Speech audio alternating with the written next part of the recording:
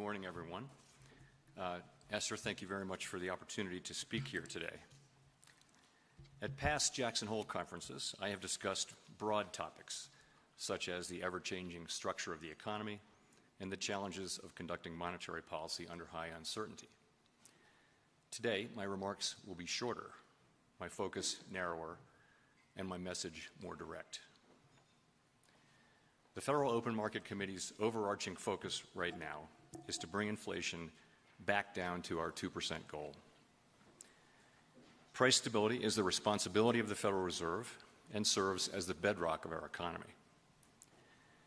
Without price stability, the economy does not work for anyone. In particular, without price stability, we will not achieve a sustained period of strong labor market conditions that benefit all. The burdens of high inflation fall heaviest on those who are least able to bear them. Restoring price stability will take some time and requires using our tools forcefully to bring demand and supply into better balance. Reducing inflation is likely to require a sustained period of below-trend growth. Moreover, there will very likely be some softening of labor market conditions. While higher interest rates, slower growth, and softer labor market conditions will bring down inflation, they will also bring some pain to households and businesses. These are the unfortunate costs of reducing inflation. But a failure to restore price stability would mean far greater pain. The U.S. economy is clearly slowing from the historically high growth rates of 2021, which reflected the reopening of the economy following the pandemic recession. While the latest economic data have been mixed, in my view, our economy continues to show strong underlying momentum.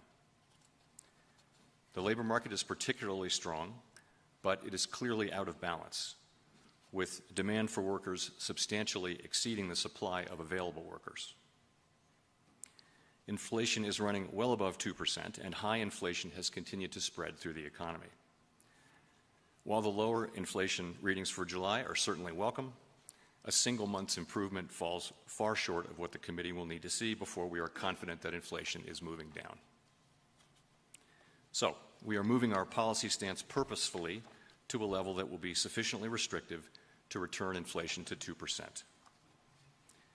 At our most recent meeting in July, the FOMC raised the target range for the federal funds rate to 2.25% to 2.5%, which is in the Summary of Economic Projections range of estimates of where the federal funds rate is projected to settle in the longer run.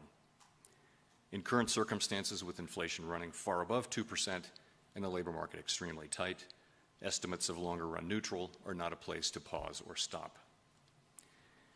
July's increase in the target range was the second 75 basis point increase in as many meetings, and I said then that another unusually large increase could be appropriate at our next meeting. We are now about halfway through the intermeeting period. Our decision at the September meeting will depend on the totality of the incoming data and the evolving outlook. At some point, as the stance of monetary policy tightens further, it likely will become appropriate to slow the pace of increases. Restoring price stability will likely require maintaining a restrictive policy stance for some time.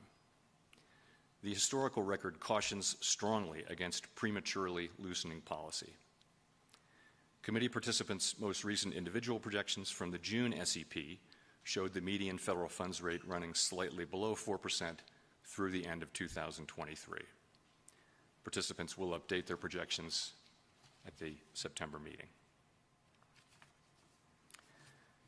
Our monetary policy deliberations and decisions build on what we've learned about inflation dynamics, both from the high and volatile inflation of the 1970s and 1980s, and from the low and stable inflation of the last quarter century.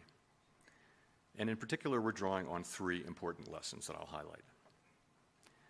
The first lesson is that central banks can and should take responsibility for delivering low and stable inflation.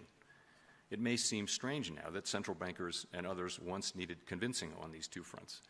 But as former Chairman Ben Bernanke has shown, both propositions were widely questioned during the great inflation period. Today, we regard these questions as settled. Our responsibility to deliver price stability is unconditional.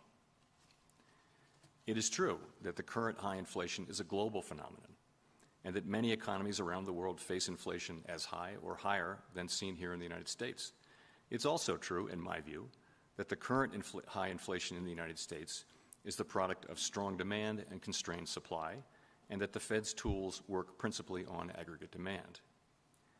None of this diminishes the Federal Reserve's responsibility to carry out our assigned task of achieving price stability. There is clearly a job to do in moderating demand to better align with supply. We are committed to doing that job.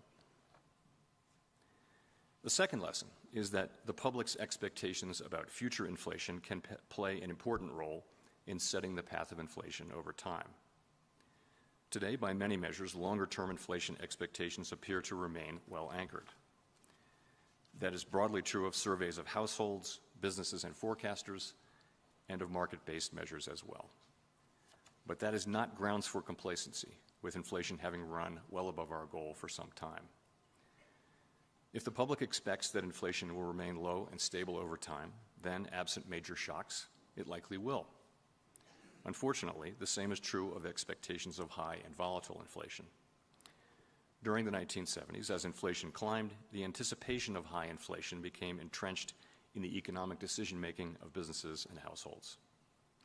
The more inflation rose, the more people came to expect it to remain high, and they built that belief into wage and price decisions. As former Chairman Paul Volcker put it at the height of the Great Inflation in 1979, inflation feeds in part on itself, so part of the job of returning to a more stable and more productive economy must be to break the grip of inflationary expectations. One useful insight into how actual inflation may affect expectations about its future path is based in the concept of rational inattention. When inflation is persistently high, households and businesses must pay close attention and incorporate inflation into their economic decisions. When inflation is low and stable, they are freer to focus their attention elsewhere. Former Chairman Alan Greenspan put it this way: for all practical purposes, price stability means that expected changes in the average price level are small enough and gradual enough that they do not materially enter business and household financial decisions. Of course, inflation has just about everyone's attention right now, which highlights a particular risk today. The longer the current bout of high inflation continues, the greater the chance that expectations of higher inflation will become entrenched. And that brings me to the third lesson, which is that we must keep at it until the job is done.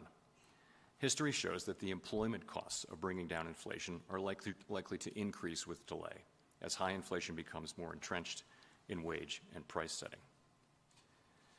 The successful Volcker disinflation of the early 1980s followed multiple failed attempts to lower inflation over the previous 15 years. A lengthy period of very restrictive monetary policy was ultimately needed to stem high inflation and to start the process of getting inflation down to the low and stable levels that were the norm until the spring of last year.